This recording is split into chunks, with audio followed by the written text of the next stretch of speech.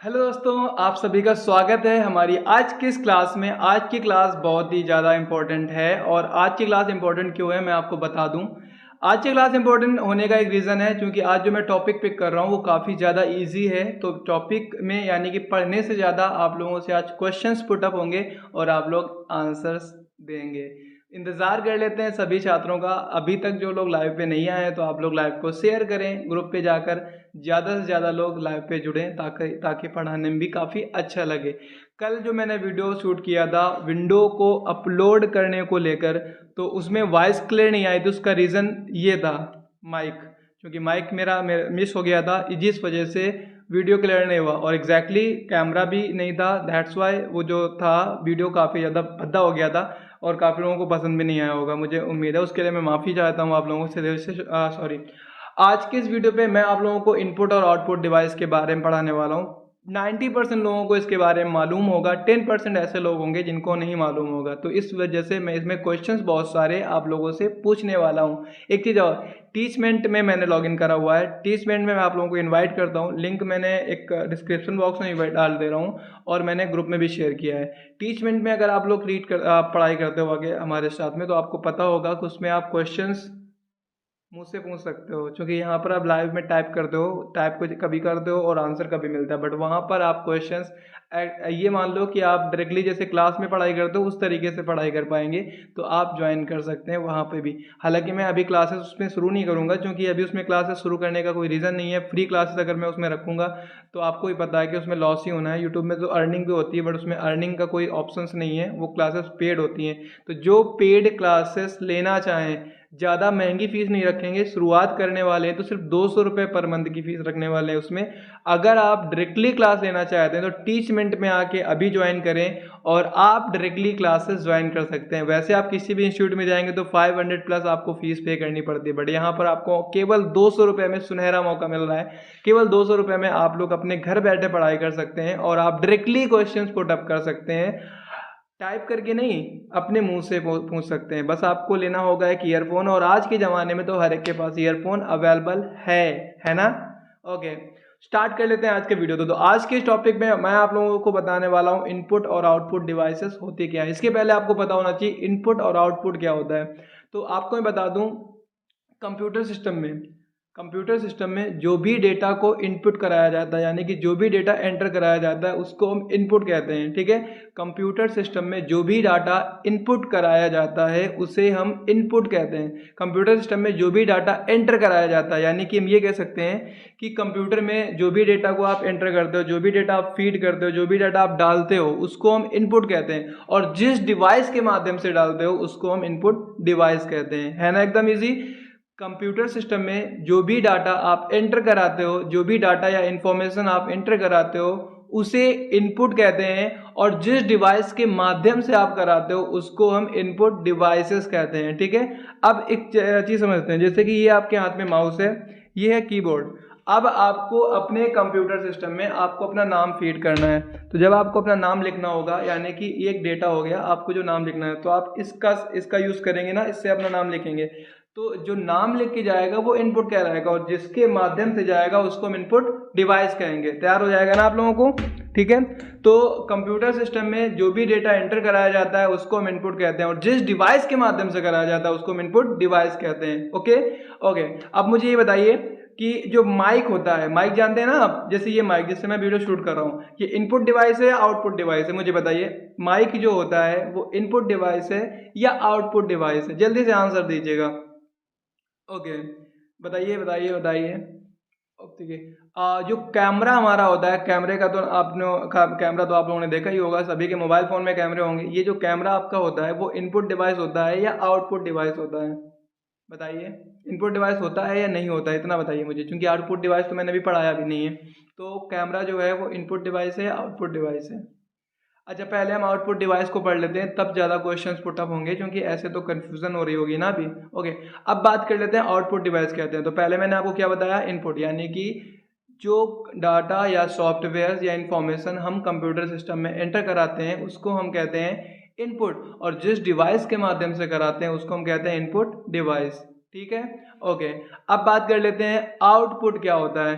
तो हमें जो डाटा या इंफॉर्मेशन मिलती है, हमें जो डाटा या इंफॉर्मेशन मिलती है उसको हम आउटपुट कहते हैं, और जिस डिवाइस के माध्यम से मिलती है उसको हम आउटपुट डिवाइस कहते हैं। ठीक है, समझ में आ गया ना। कंप्यूटर का में जो भी आपने डेटा एंटर कराया था उसको इनपुट कहते हैं, और जो भी हमें मिलता है उसको हम आउटपुट कहते हैं। जिस डिवाइस के द्वारा आपने एंटर कराया था उसको इनपुट डिवाइस कहते हैं, और जिस डिवाइस के द्वारा हमें मिलता है उसको हम आउटपुट डिवाइस कहते हैं। अब मुझे आप ये बताइए, हमारे मोबाइल फ़ोन की जो स्क्रीन होती है, हमारे मोबाइल फ़ोन की जो डिस्प्ले होती है, वो इनपुट डिवाइस है या आउटपुट डिवाइस है? इसका आंसर आप सभी लोग देंगे। कितने लोगों को मालूम है ये चेक कर लेते हैं। हमारे मोबाइल फ़ोन की जो स्क्रीन होती है वो इनपुट डिवाइस होती है या आउटपुट डिवाइस होती है? अगर आपका आंसर आउटपुट डिवाइस है तो मैं आपसे ये कहूँगा कि जब आपको कुछ भी चाहिए होता है, जैसे कि मुझे कैमरा खोलना है, तो आप इनपुट देते हैं ना मोबाइल फ़ोन में स्क्रीन से ही। तो आप मुझे बताइए कि फिर वो इनपुट कैसे देते हैं? अगर वो आउटपुट डिवाइस है तो इनपुट भी उसी से देते हैं, आउटपुट भी हमें उसी से मिलता है। तो आप मुझे बताइए इनपुट डिवाइस है या आउटपुट डिवाइस है? जल्दी से कंफर्म कीजिए, मैं आपको इसका आंसर दूंगा, 2 मिनट में बताऊंगा। थोड़ा सा आप लोगों से पहले क्वेश्चन पुटअप कर लूँ, मोबाइल फ़ोन की बात मैंने की है। अब मुझे ये बताइए, कंप्यूटर जो मॉनिटर होता है हमारे पास, मॉनिटर वो आउटपुट डिवाइस है या इनपुट डिवाइस है? मॉनिटर आउटपुट डिवाइस है या इनपुट डिवाइस है? जल्दी से बताइए, मॉनिटर आउटपुट डिवाइस है या इनपुट डिवाइस है? ओके। स्कैनर को जानते होंगे आप लोग, या कुछ लोग शायद नहीं भी जानते होंगे। स्कैनर आउटपुट डिवाइस है या इनपुट डिवाइस है? स्कैनर आउटपुट डिवाइस है या इनपुट डिवाइस है? बताइए मुझे, स्कैनर आउटपुट डिवाइस है या इनपुट डिवाइस है? ओके, फाइनली क्लास लगभग काफ़ी हद तक बीच में आ चुकी है। तो जो छात्र प्रेजेंट हैं सबसे पहले वो अपना अपना नाम लिख के कमेंट बॉक्स में कमेंट करें, ताकि मुझे कंफर्म हो कितने छात्र इस लाइव पे आज प्रेजेंट हैं। तो जल्दी से जल्दी अपने अपने नाम लिखकर कमेंट बॉक्स में मैसेज करें। और मैंने सुबह एक जीएसटी को लेकर वीडियो बनाया था, हालांकि अभी आपको मैं जीएसटी पढ़ा नहीं रहा हूँ, लेकिन अगर आप उसके बारे में थोड़ा बहुत जानेंगे तो आपके लिए अच्छा होगा।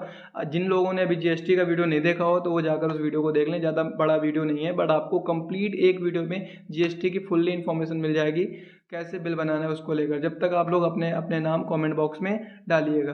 ओके, अब मैं आप लोगों को आंसर देता हूँ। जैसे मैंने पहला क्वेश्चन आप लोगों से पूछा था कि जो हमारा मोबाइल फ़ोन होता है उसकी जो स्क्रीन होती है, उसकी जो डिस्प्ले होती है, वो इनपुट डिवाइस या आउटपुट डिवाइस में बात करता हूँ। अगर मैं आपसे केवल डिस्प्ले की बात करूँगा तो वो आउटपुट डिवाइस कहलाएगी, लेकिन उसके ऊपर एक टच स्क्रीन लगी होती है। आपको पता होगा हमारे मोबाइल फ़ोन में टच भी होता है, पीछे डिस्प्ले होती है। अगर मैं टच स्क्रीन की बात करूँगा तो वो इनपुट डिवाइस कहलाएगी। Display output device and touch screen input device. हमें सिर्फ कंफ्यूज किया जाता है, उसका रीज़न है कि डिस्प्ले के ठीक ऊपर टच स्क्रीन होती है, जो कि हमें समझ, जैसे हमारे मोबाइल फ़ोन में ग्लास लगा होता है तो ग्लास को भी काफ़ी लोग डिस्प्ले समझ लेते हैं, जिनको पहले नहीं पता होता है। तो डिस्प्ले नीचे होती है, डिस्प्ले के ऊपर टच स्क्रीन होती है, तब जाके ग्लास लगाते हैं। तो ग्लास तो कुछ भी नहीं है, टच स्क्रीन इनपुट डिवाइस है और ग्लास जो आपका डिस्प्ले था वो आउटपुट डिवाइस था। मॉनिटर एक प्रकार से इनपुट डिवाइस है, लेकिन वहीं पर कुछ स्क्रीन ऐसे भी आती हैं जो जिनमें टच स्क्रीन होता है। तो टच स्क्रीन जो होता है वो आपका इनपुट डिवाइस है, और मॉनिटर आपका आउटपुट, सॉरी कंफ्यूजन हो गई थी, पीछे गलत मैंने बोल दिया।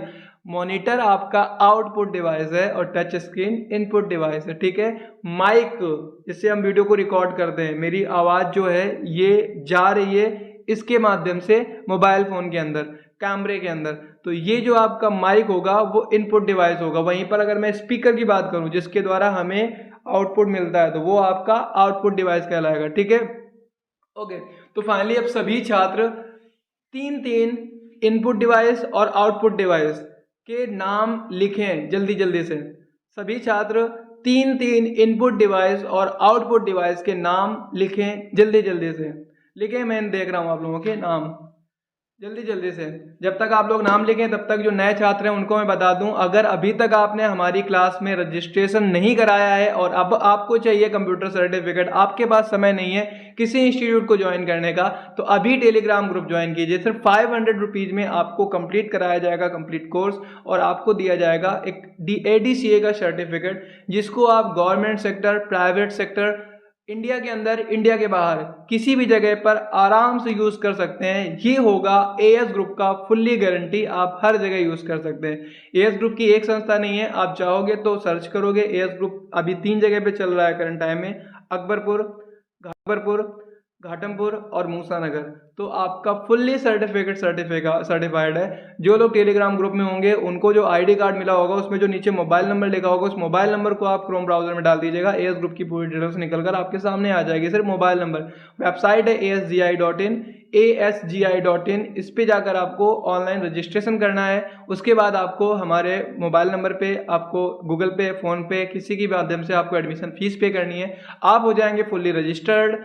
केवल आप नहीं हैं, ऑलरेडी इस हमारी संस्था में 78 स्टूडेंट्स इन्वॉल्व हो चुके हैं। 78 छात्र अभी हमारे इस इंस्टीट्यूट के थ्रू यानी कि ऑनलाइन क्लासेस में ज्वाइन हो चुके हैं, जिसमें 66 या 68 के समथिंग टेलीग्राम ग्रुप में अवेलेबल ऑल टाइम रहते हैं। और कुछ छात्र ऐसे हैं जो टेलीग्राम ग्रुप में अवेलेबल नहीं है, क्योंकि उनको डर रहता है कि कोई छात्र उनको मैसेज ना कर दे, तो वो अलग भी रहते हैं। अभी करंट टाइम में हमारे 2 ग्रुप चल रहे हैं। एक ग्रुप मैंने स्पेशली बनाया हुआ है, इसमें गर्ल्स और बॉयज़ दोनों इन्वॉल्व हैं, और एक ग्रुप है सिर्फ गर्ल्स के लिए।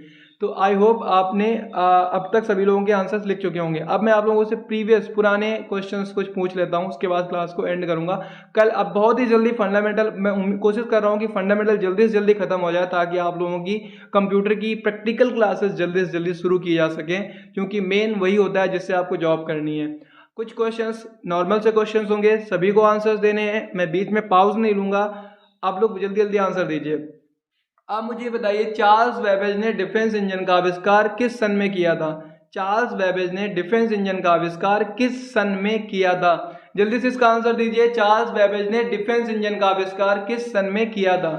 अगला क्वेश्चन मेरा है, एनालिटिकल इंजन, डिफेंस इंजन का नाम बदलकर एनालिटिकल इंजन किस सन में रखा गया था, और एनालिटिकल का आविष्कार किसने किया था? आंसर दीजिए जल्दी से जल्दी। आप लोग सभी आंसर्स अपने कमेंट बॉक्स में दे दीजिएगा, ताकि मैं आपके कमेंट चेक कर सकूं।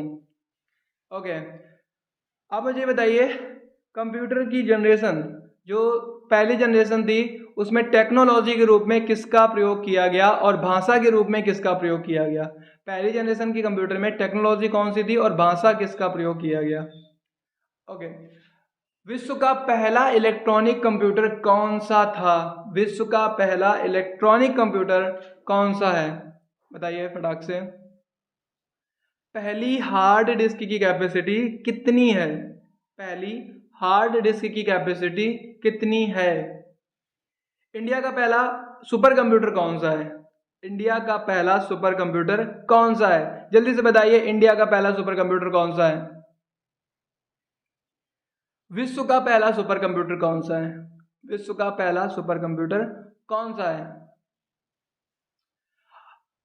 ओके, आप मुझे बताइए कि ये पेन ड्राइव जो है वो किस प्रकार की डिवाइस है? पेन ड्राइव जो है वो किस प्रकार की डिवाइस है? ऑप्शन है input device, option B output device, option C storage device, option D इनमें से कोई नहीं। Input device, output device, storage device, या इनमें से कोई नहीं। अगला क्वेश्चन है, रैम और रोम में कौन सी मेमोरी परमानेंट मेमोरी कहलाती है? रैम एंड रोम में कौन सी मेमोरी परमानेंट मेमोरी कहलाती है? रैम या रोम?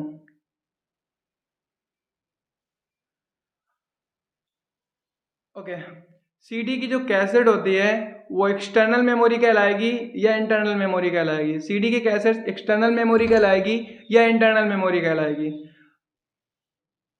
ओके, तो फाइनली आज की क्लास को मैं एंड करता हूँ। उसके पहले जिन छात्रों ने नोट्स बनाए हों वो नोट्स को शेयर करें टेलीग्राम ग्रुप में, ताकि मैं चेक करूँ। Thank you so much.